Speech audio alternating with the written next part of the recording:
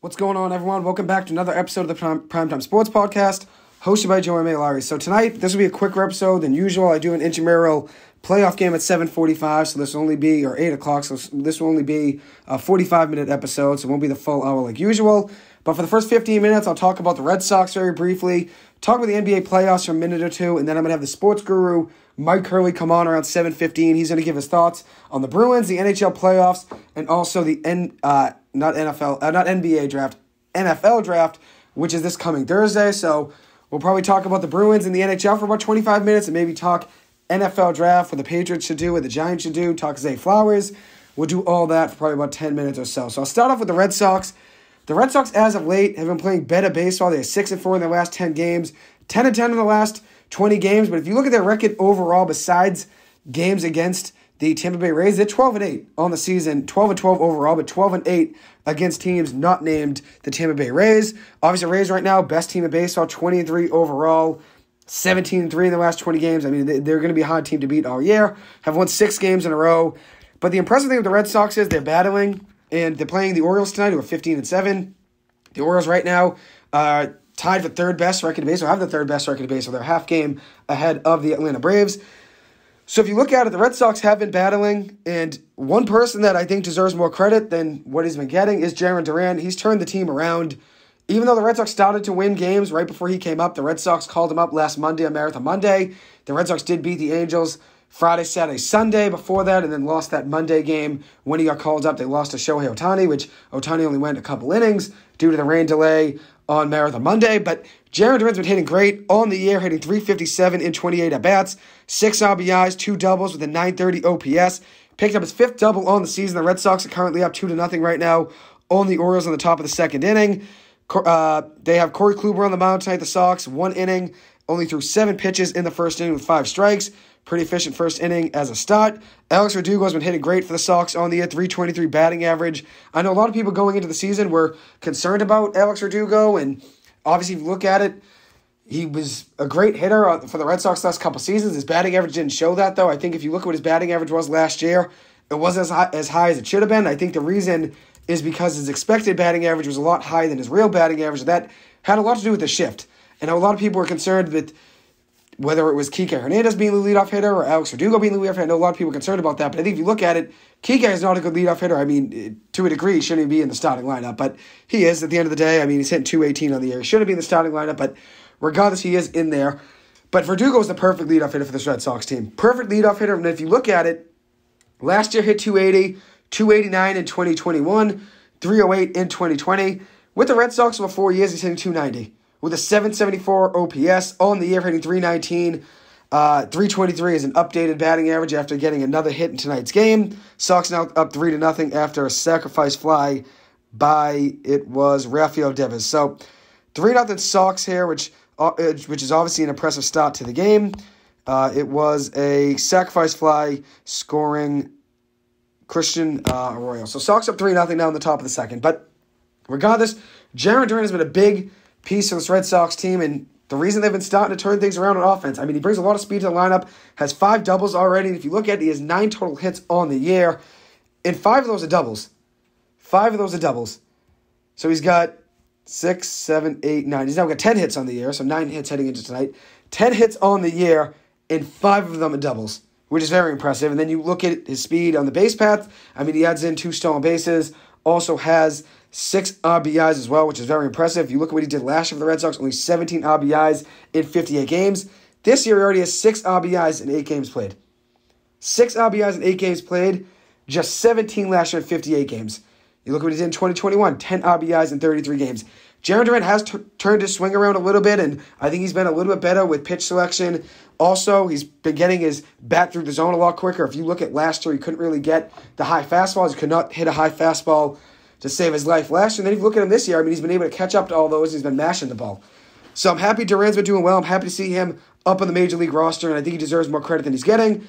But all in all, I'm happy to see him on the Red Sox. You look at what he did in his first 5 games for the Red Sox this season, which started Marathon Monday on April 17th. Then he played all 3 games against the Twins on the 18th, 19th, and 20th.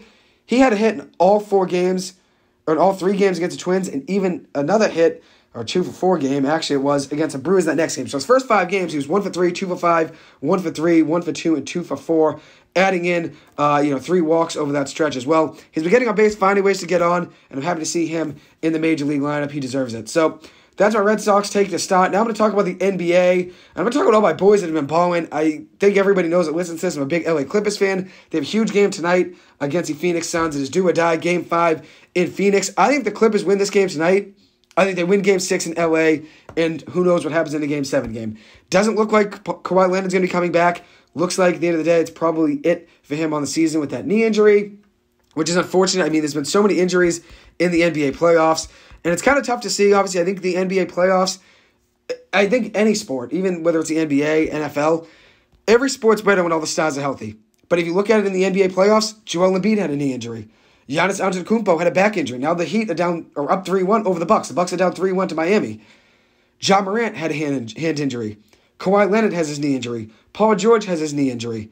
De'Aaron Fox has a finger injury, which he fractured at the tip of his one of his fingers. I don't know if his middle finger or his index finger. I think it was his index finger on his left hand, which he's a lefty shooter. He was doubtful for tomorrow's game, but he will be playing as of now, is what they're saying. So his expectation is to play, and obviously Sacramento needs him to play. It's a 2-2 series, so big Game 5 game tomorrow night for Sacramento. And then Tyler Hero broke his hand.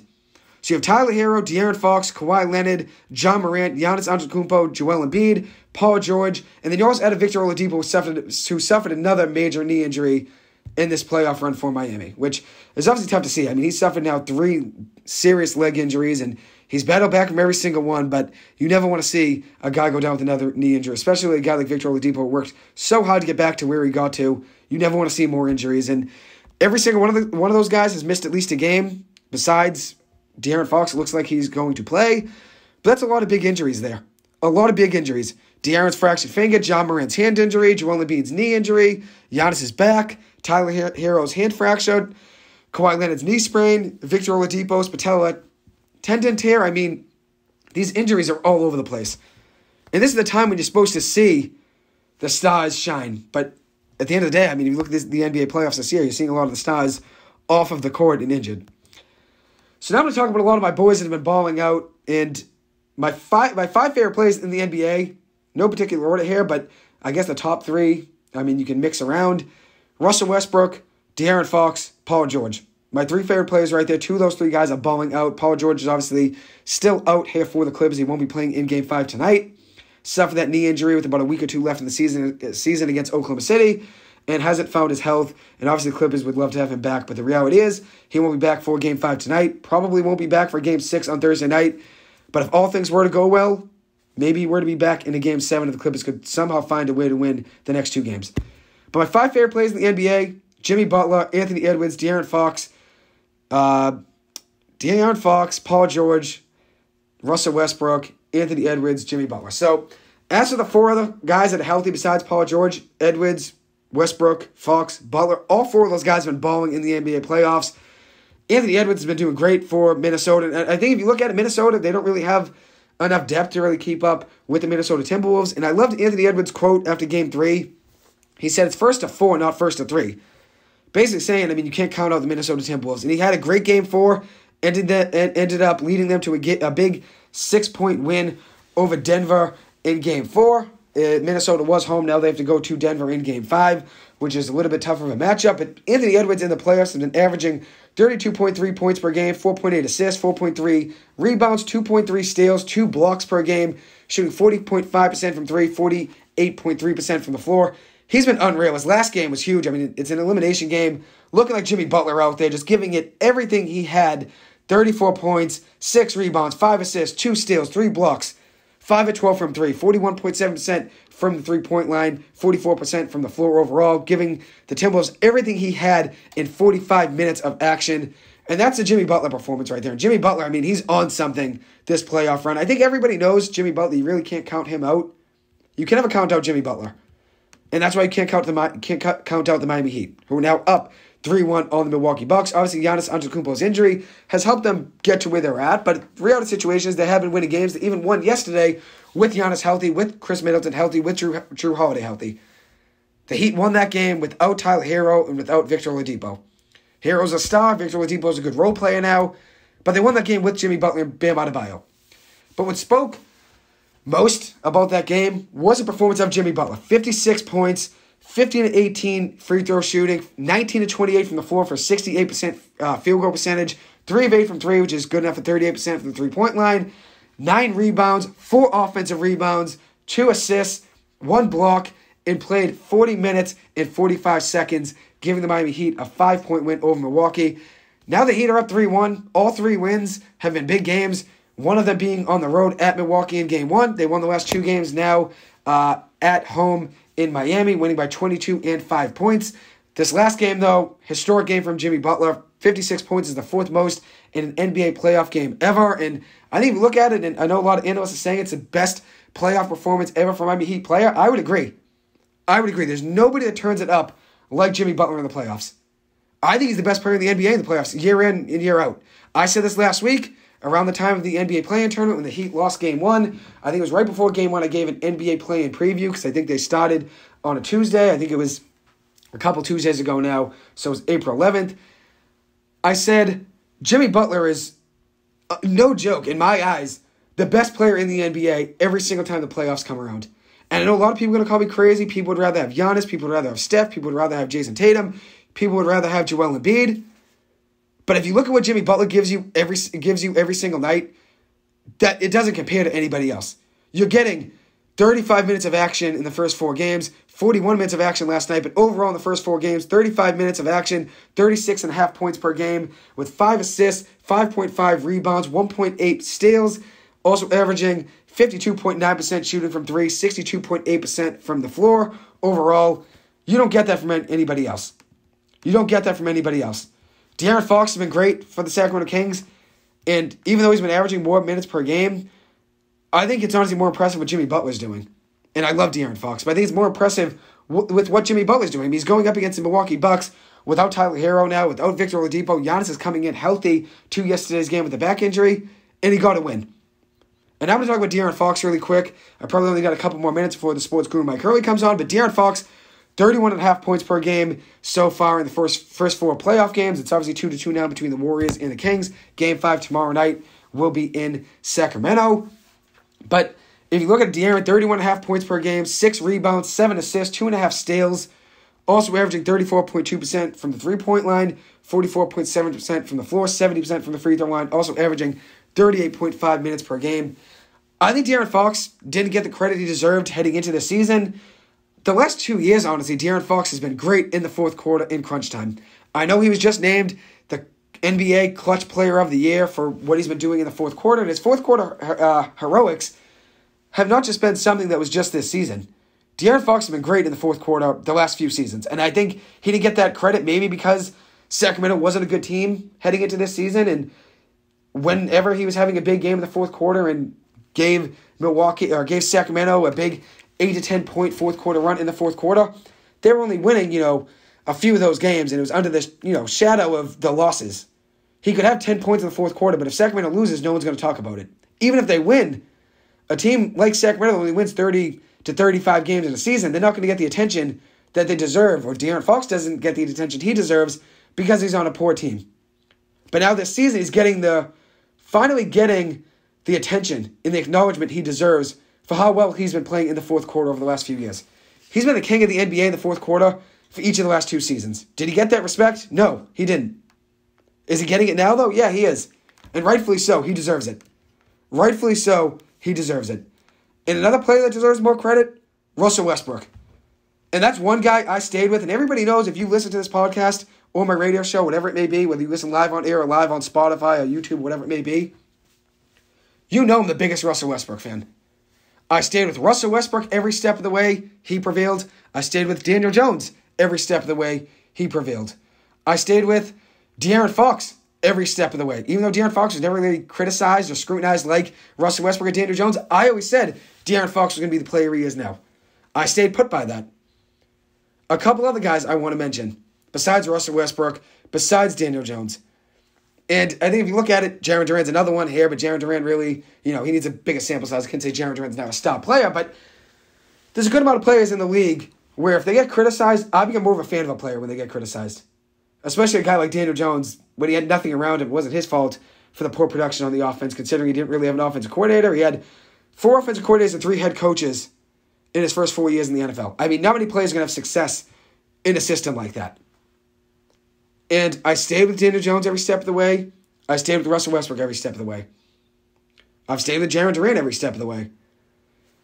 I always tend to like players that are under the radar, guys that are getting disrespected, whether it may be by the media, whether it may be by people on Twitter, social media in general. I stay with those guys. And Russell Westbrook, I stayed with every step of the way. And he's given the Clippers everything he's had. And even though the Clippers are now down 3-1 in the series, if the Phoenix Suns let the Clippers win tonight in Game 5 in Phoenix, the Clippers are winning Game 6 in LA on Thursday night, and who knows what happens in Game 7. If Phoenix wants to win this series and make sure everything's locked up, which the chance of them falling down 3-1 and making it 3-3 still isn't high, but as a Clippers fan, I'm always going to say this team's going to win. I'm never going to say the Clippers are going to lose because of how big of a fan I am. But if the Phoenix Suns let the Clippers get any breathing room and win tonight and go into LA down 3-2, that's their biggest mistake. And Russell Westbrook has been giving them fits. Giving them fits.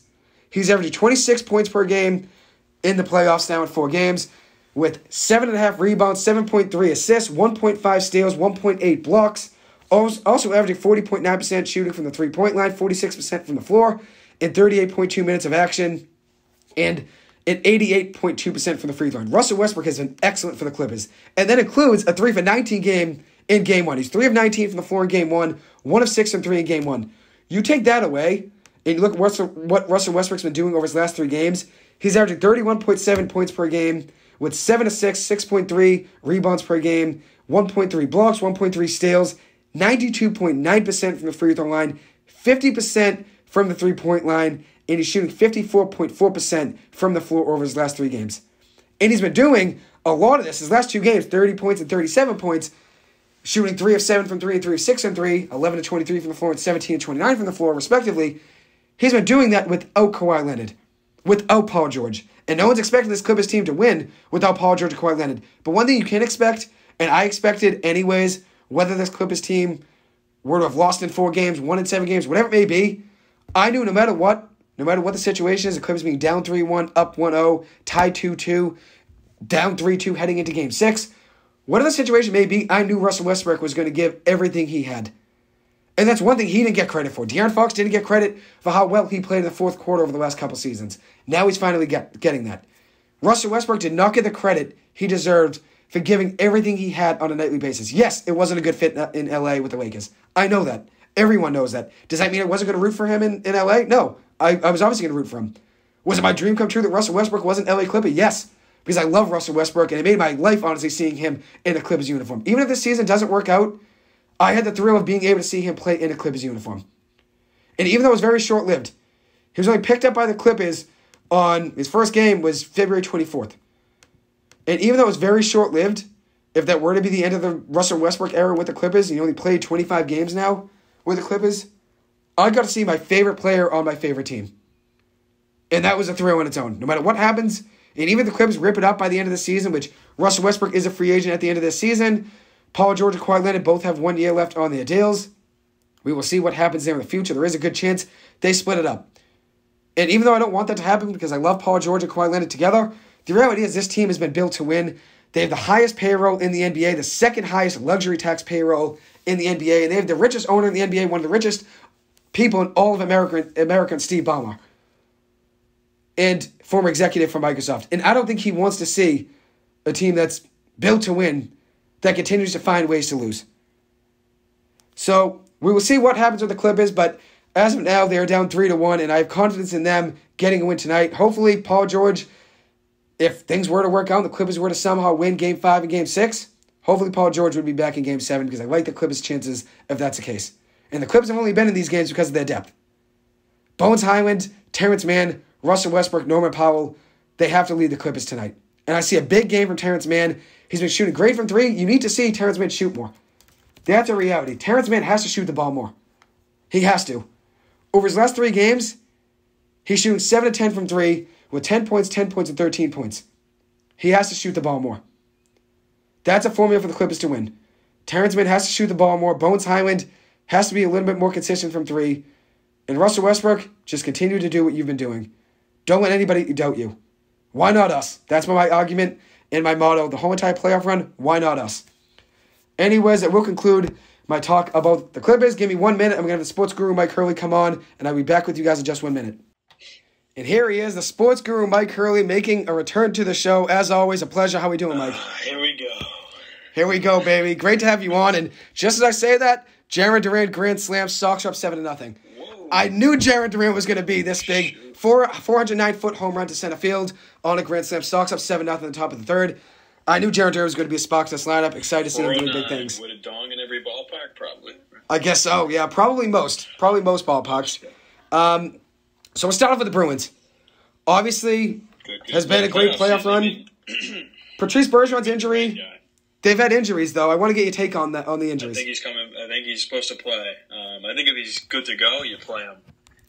No reason to sit a guy out who obviously is itching to play, and presuming the Bruins win this game and knock out Florida, you don't want to just have him sitting on his hands for another week if some of these other Eastern Conference series go the distance. 100%. You want to see him out there on the ice. Same thing with David Krejci because he's been out as well. Mm-hmm. It's just going to be a tougher matchup against Tampa or Toronto. Looking like Toronto right now, but we don't know. Both those teams have much better center depth than Florida. Right now, Barkov's, he's their guy, but he's been pretty bad, I think. He's been getting outclassed. Hey, Sam Bennett's been money, though.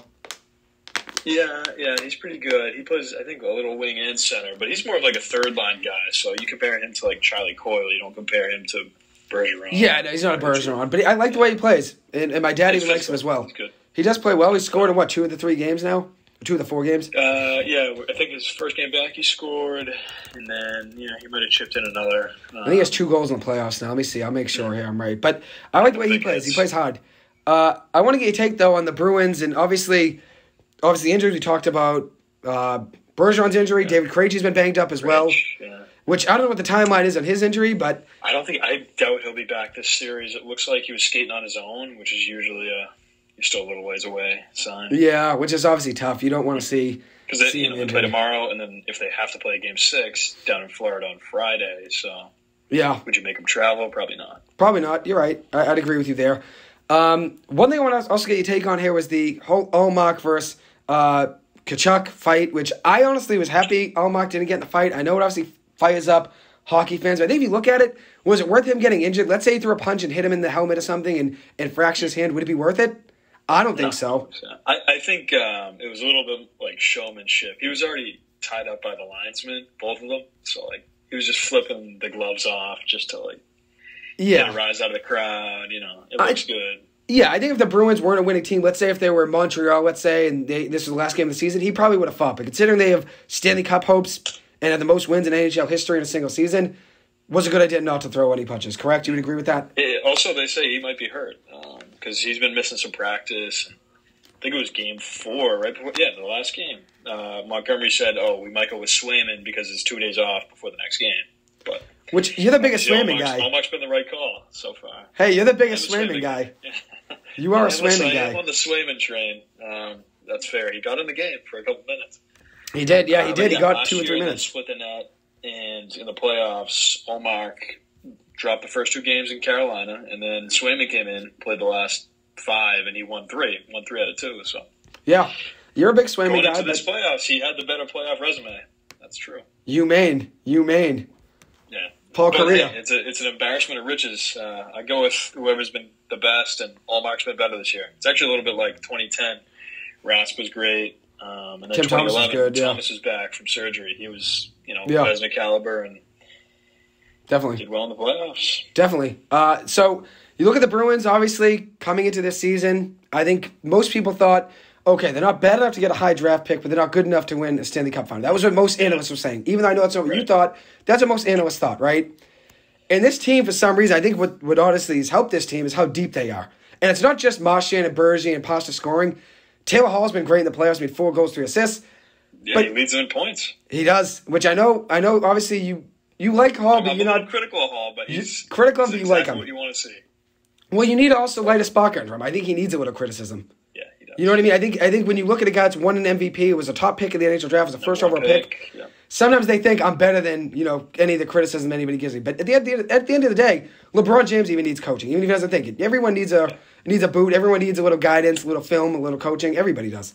And I think Taylor Hall's been great. He clearly probably took less money this year. I mean, $6 million. Do I think he was worth $6 million this year? No. I mean, he didn't even get 20 goals, but he didn't even play that much towards the end, right? He missed the last couple months. He missed a lot of time too. But right now, I mean, he broke the game open the last couple of games. I think he might have like a secondary assist on DeBrusk's two goals, but he really was the guy that made the play happen. So I think he did.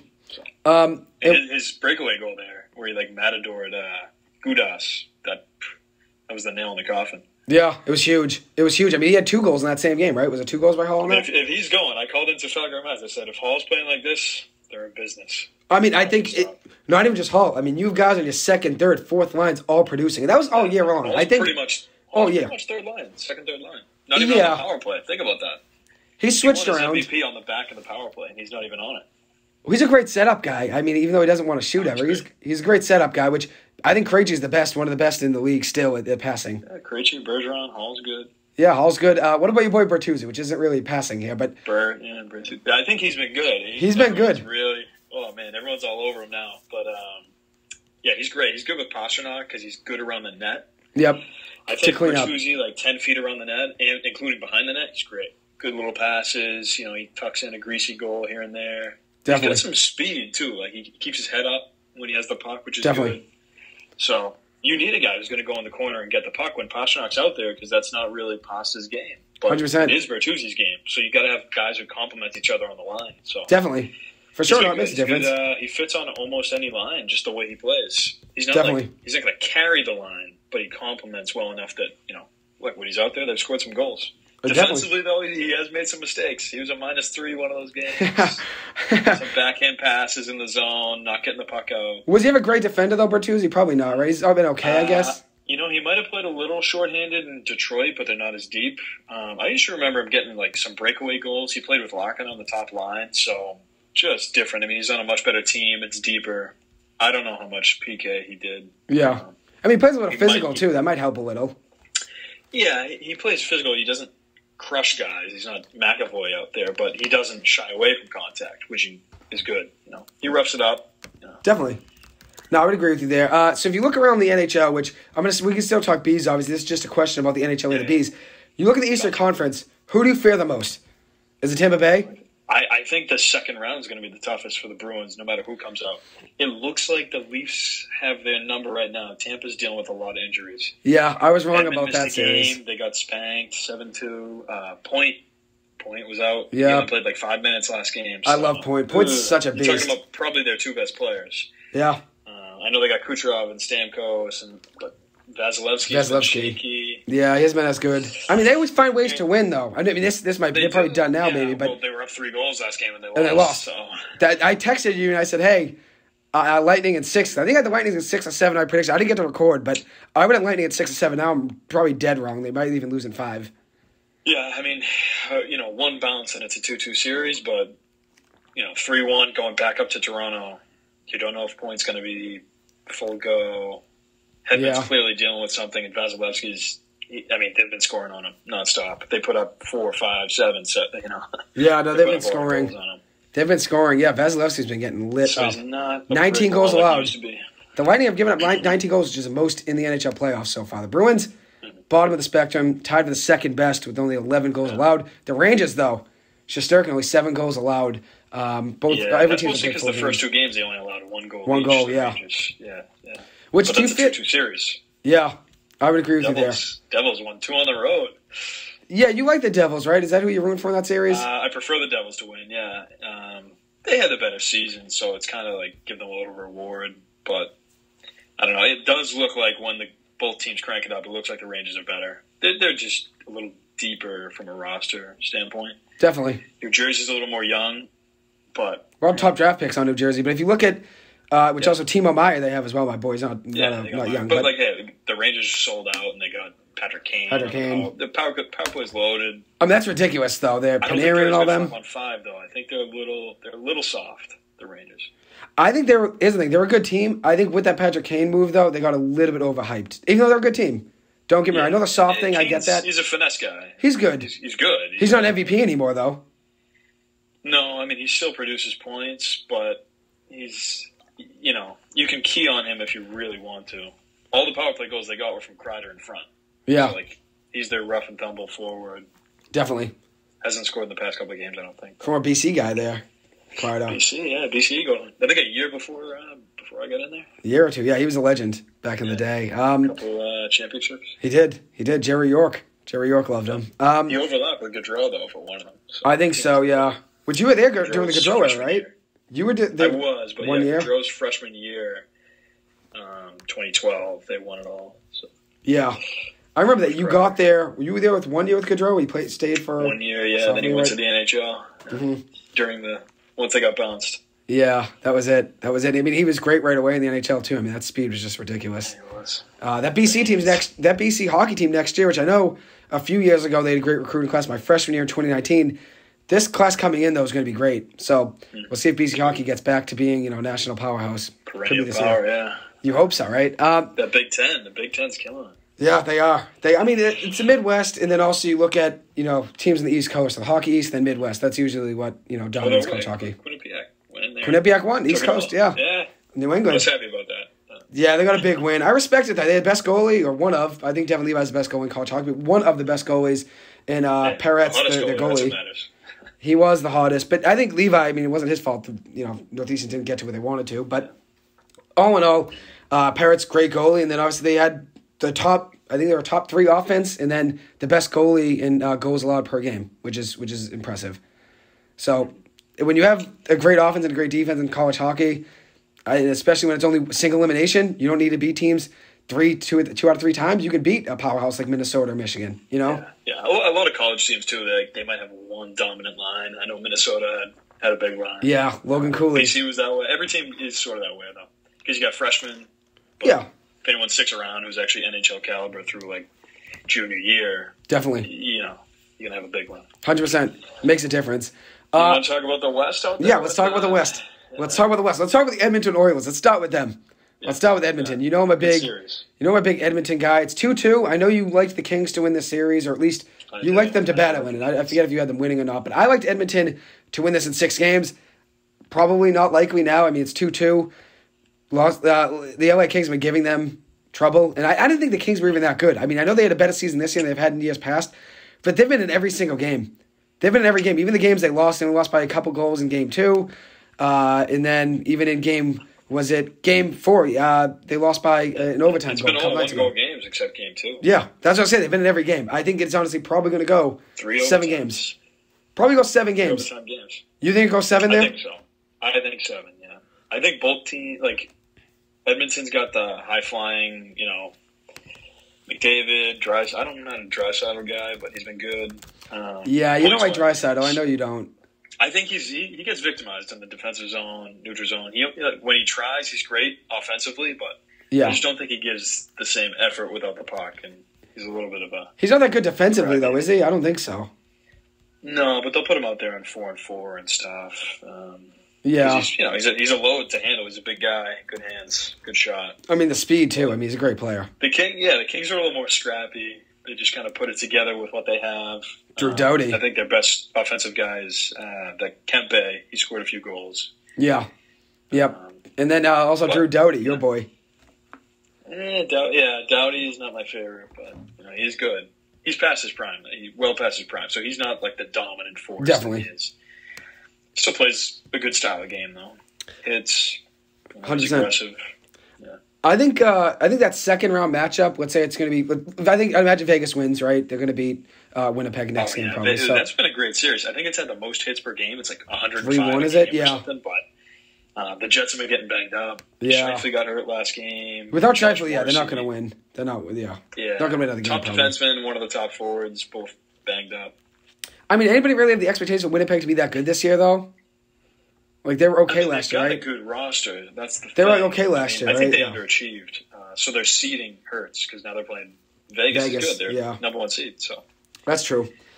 I don't know if the expectations are that high. Better, I want Vegas to win. Cassidy. I think I took Bruins Vegas as my finals matchup. I think round 2 in that series over there in the West, whether it's the Oilers versus Vegas or Vegas versus LA.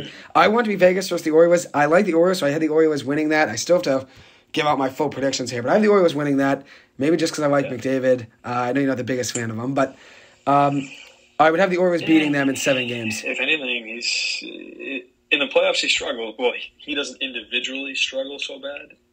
He's not the same because everyone checks and skates as hard as they can. But yeah, it's hard to produce as a one-man show in the playoffs. Oh, definitely. Guys are diving, blocking shots, especially in a 7-game series. 7-game series. You can have a big game. Doesn't mean you're going to be great in the other 3 or 4 games. Yeah. And he's just, to put it plainly, he's not a great face-off guy. He's not. No. What is he around 40%? If you can deploy 45%? him offensively, he's going to be taking the high-pressure offensive zone face-offs, some defensive ones. Definitely.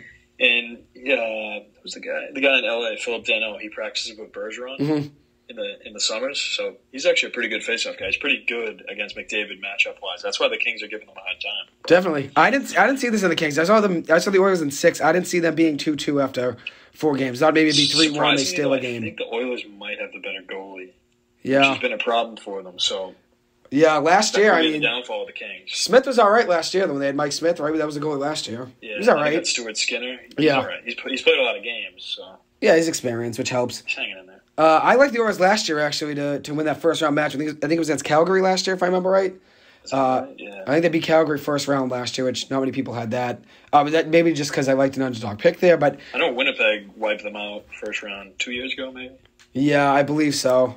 I think the Kings might have beaten the Oilers. I don't know if it was last year or recently, anyways. The Oilers lost last year to Colorado. They beat Colorado. They beat Calgary in the second round. They beat the Kings in the first round, Calgary in the second round, and then third round is when they lost to the Avalanche. Which the Avs. Let's talk about the Avs. I mean, Cale Makar just got suspended for that hit that he had. Yeah. I believe it was in yesterday's game. That was a dirty hit against the boards. That was a dirty hit. Late play, and I mean, if you're looking at it the way we can look at it, like headline is top defensive guy, won the Conn Smythe last year, chases down the Kraken's leading goal scorer, 40 goals. Jared McCann, right? He was clearly in alone. He took a shot, saved, bounces out of play. He kind of brushes him and then re-engages and crushes him on the for no reason. Like, I mean, wasn't the puck already? Yeah. The puck was already stopped, right? The play was already stopped, right? The puck was out of play, yeah. So yeah, people were like, a fan was already like jumping up and down with the puck, and this guy's crushing him. Took his head off. I mean, it's a one-game suspension, but right? he did get hurt. He did get hurt. Like you said, he's a big goal scorer. But that one-game suspension is huge.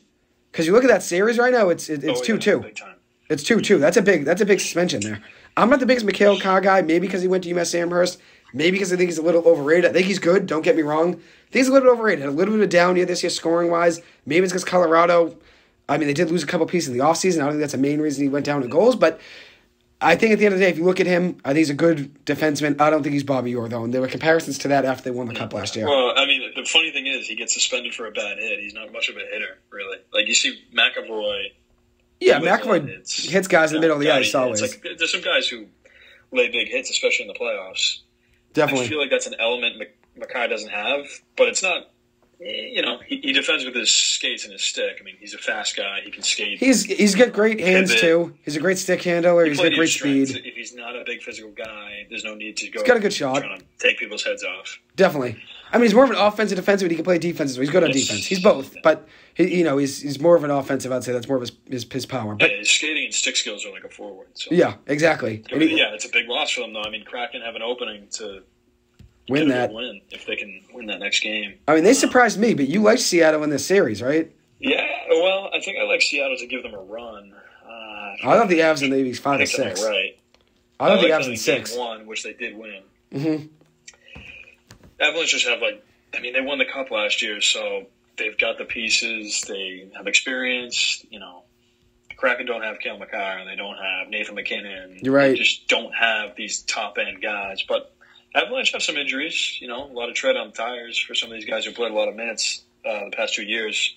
Like, I think Landeskog, hasn't played pretty much the whole year. Yeah, he had some injuries, didn't he? Rantanen, I think he only got his first couple goals last game, and he was one of their top point getters this year, leading goal scorer. And he had over 50. You would think Cale Makar's offensive numbers would go up with those guys not out there, right? But it didn't. It went down. I don't know what happened. Like I said, maybe it's moving pieces. They lost some guys with some injuries. Maybe he's dealing with something. Yeah, could be part of it. Also could just be, it's just a different, thing you're running, a different system with the guys you have out there.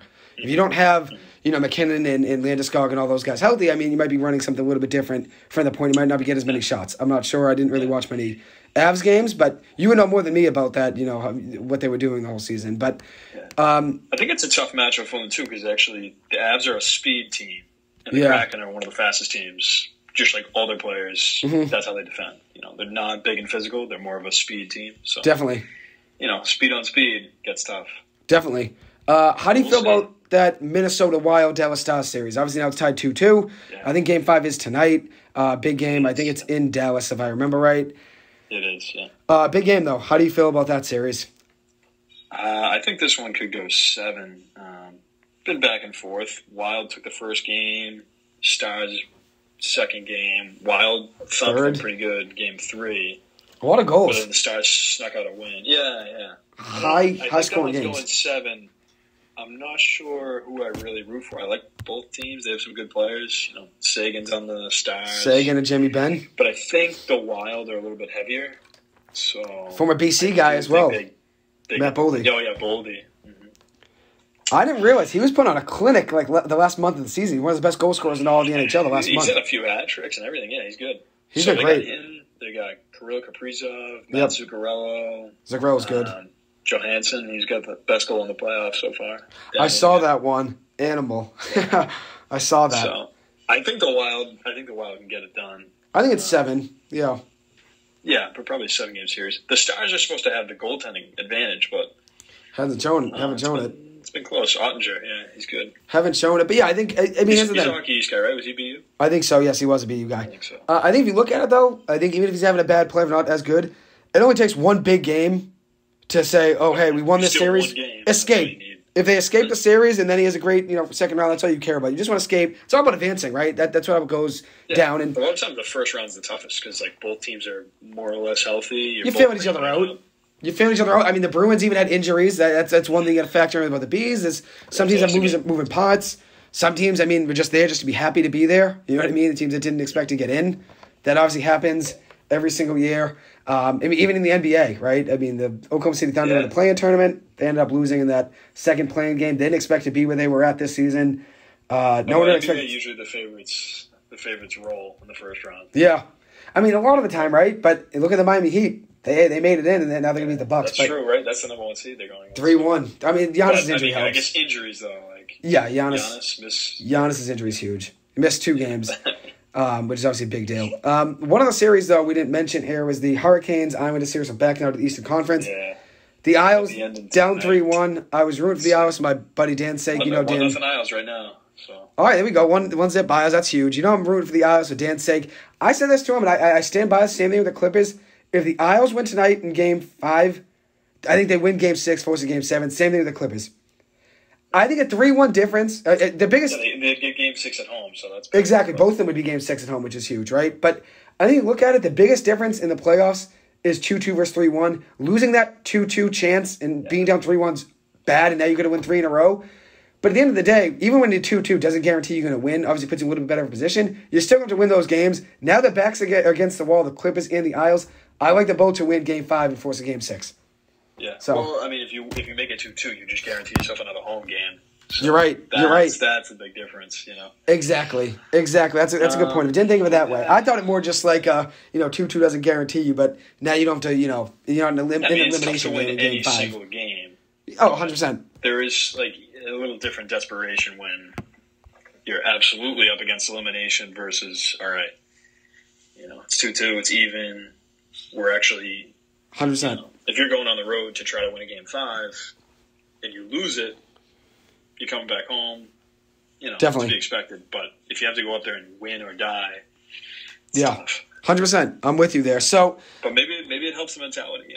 A lot of the put away game is the toughest. So definitely, because that team that's already up 3-1 might take them lightly, and the team that's down 3-1's like, hey, we got nothing to lose here. Might as well just play to try to win. That's how it goes. You got to play with that dog mentality. But one last thing before we go. But I don't think the Islanders are going to win the second round, though. Sorry to Dan. Yeah, down 3-1's tough. But hey, you never know, though. I think if they win tonight, they win Game 6, force a Game 7. That's maybe a hot take to most about the Clippers as well, but I'm an optimist. I'm an optimist. Just scored. Who scored? Hurricanes 1-1. I saw Pierre Engvall had a goal. Yeah, he's got a goal. Nosen just scored 1-1. It was a power play for the Hurricanes, though, so it makes a difference. Yeah, I mean, the Islanders are lucky they squeaked in. They just don't have the offense, I don't think. Probably Even not. Bo Horvat, Barzal's back. Bo Horvat was a big pickup. Bo was a big pickup. He's a good player. But obviously, they do have a little bit of a tough time scoring, which you'd think with those guys healthy and in the lineup, they would be a little bit better. But it's a long series, obviously, and I thought they'd wake up at some point offensively, and especially on the power play. They've been struggling on the power play all season. The Isles have been bad on the power play all season. Let me see what their stats were. I'll give you that 1 second. I mean, I think the Hurricanes are pretty decent on the PK. Yeah, they might be. But the Isles are 15.8% of the power play this season, 30th in the NHL. Yeah. So that's tough. I do think that the Hurricanes will have a tough time with the Rangers or Devils next round. Yeah, I would agree with you. You might see them lose that one. With Svechnikov out, that's tough too. Yeah, he's done for the year. Yeah. So. It's a big loss. Not many big boys like him. No, he's a stud. Great scorer, obviously, great player overall. So one last thing I want to mention before I let you go. We got a couple more minutes here. We'll talk about the NFL draft in just 1 second. Zay Flowers, where do you see him going? Would you say above 23.5, so picks 1 through 23, or below, like 24 and under? Because right now I think the Ravens are going to take him at 22. That's my guess. I don't think he gets past 22. I'm thinking he gets picked earlier because it seems like all the analytics point to you got to have these wide receivers. They got to be playmakers. The speed, gadget wideouts. I mean, I'd rather have Zay than who's the guy the Pats got last year, Thornton. Yeah, Marcus Thornton. There's not Marcus Thornton. Tyquan Thornton. Tyquan Thornton. Yeah, I mean, they're similar builds, so. Yeah, I would agree with you there. I think he goes earlier. That's going to be the only knock on him, right? Like, he's a good speed. Yeah, he dropped a couple balls over the middle. That's one a little bit of a knock, a couple drops here and there, but he's got good hands. Not great, but good. Well, I mean, think about the volume he's getting, and BC really has no other receiving threat like him. So no, you're right. Yep. Everyone's keen on him. He doesn't exactly have Tom Brady throwing him the ball either. You're right. That's a good point. So you think he goes earlier than like 24, which I would probably agree with. I think teams reach on all these wide receivers nowadays. It seems like, if the guy you want's off the board, or if you suck it, itchy, antsy, Well, the NFL's trending that way. Dynamic wide receivers. They make a huge difference. All these playoff teams have studs. Definitely. I would agree with you there. So the game's catered to the passing game now, especially offensive. Like, you can't mug guys as a cornerback or safety. So not anymore, no. You used to be able to back in the day, though. Free. Cooper Kupp. Yep. Devontae Adams. Throw it to him deep. You get a little physical down there. But, yeah, it's different than it was back in the day, obviously. It's trending more towards away from the Devontae Adams, big receiver, go up and get it. It's trending more towards, like, the Tyreek Hill, Jalen Waddle way of, like, a small receiver, gadget guy.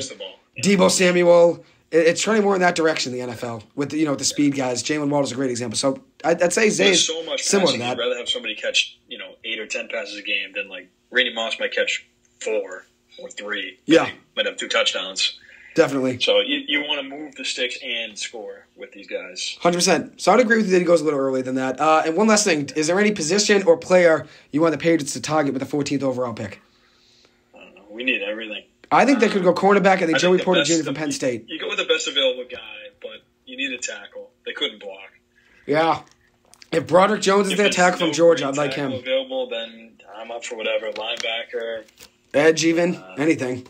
Yeah, sure. Edge. Lucas Van Ness, Iowa. Uche, right? But Uche, up.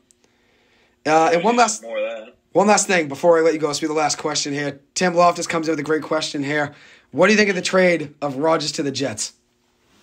I don't think it makes the Jets anything much. I would say this, and I said this yesterday on my podcast. Might be a little bit of a hot take. I think the Jets and Dolphins are better teams. I mean, the Bills might have higher expectations. They might have a better overall roster. I think the Jets and Dolphins finish ahead of the Bills this year in the AFC East. Might be a hot take. So I guess that's my take. I think the Jets win 10 to 11 games this year. I'll give you the hot take. Patriots go at least 3-3 in the division. All right, that would be good, though. That would be good. That probably means we have to beat either the Jets or Dolphins twice. Yeah, or to split 1-1 with all of them. I mean, that would still be a good year. That would be a good year. But I think it's a big trade for the Jets. I think if you look at that offense, they were really held back by Zach Wilson. Even though I like Zach Wilson, now they get a star quarterback. They can get the ball to Garrett Wilson, get the ball to Breece Hall in the backfield, get the ball to Mecole Hardman. Maybe they add another receiver or two in the draft or something and try to help out Rodgers a little more. But we'll see. I like Rodgers' move there to the Jets. I know you're not a big Rodgers guy, though. I mean, Patriots should have beat Rodgers last year if they just let Zappy throw the ball a little bit. Get Zappy back in there. Tim said he thinks the Patriots will be 7-10. I think they could go 9-8, 8-9. You never know. You still have Bill Belichick as a coach. The ball rolls your way. Who knows? You might win 10 games, 9 games. I wouldn't say I'm betting on them to win 9 games, but I think they'll be around that 8 to 9 range. Time before we actually start playing games. You'll see what happens in the draft. Something could change in the draft. Who knows? What happens when we get Lamar Jackson? Then how many games? I was going to say, Mac Jones could be moved. Who knows? You never know. But we'll see what happens. But anyways, Mike, thank you so much for coming on. Always a pleasure. I thank you. As always, you come on, always give such great takes with the NHL, NFL, MLB, all of that. So thank you. And hopefully have you on maybe next week when the Bruins, this series will be over by then. So have you on and maybe preview the next series, whether it's the Rangers or Devils. Oh, not the Rangers and Devils. It will be the Lightning series versus the Maple Leafs. That's who the Bruins will play, right? Yeah. Okay, so that's right. We'll see what happens there. Matchup. Yeah, that's see. That's your Eastern Conference Final matchup, pretty much. Hey, we'll have to preview it then. But thank you so much, Mike, for coming on. I appreciate it. Hope you have a good one, and we'll see you again next week, maybe. Guess, right? Go Clips, baby. I appreciate it, Mike. Have a good night. Take it easy. Go Bees. Bye-bye. I see you. So there he is, the sports guru, Mike Hurley. Always a pleasure having him come on. No one better than him in the business. Brings a lot of great takes, whether it's the NHL, NFL, MLB, NBA. No one's better than him. He knows it all. So thank you so much for coming on, Mike.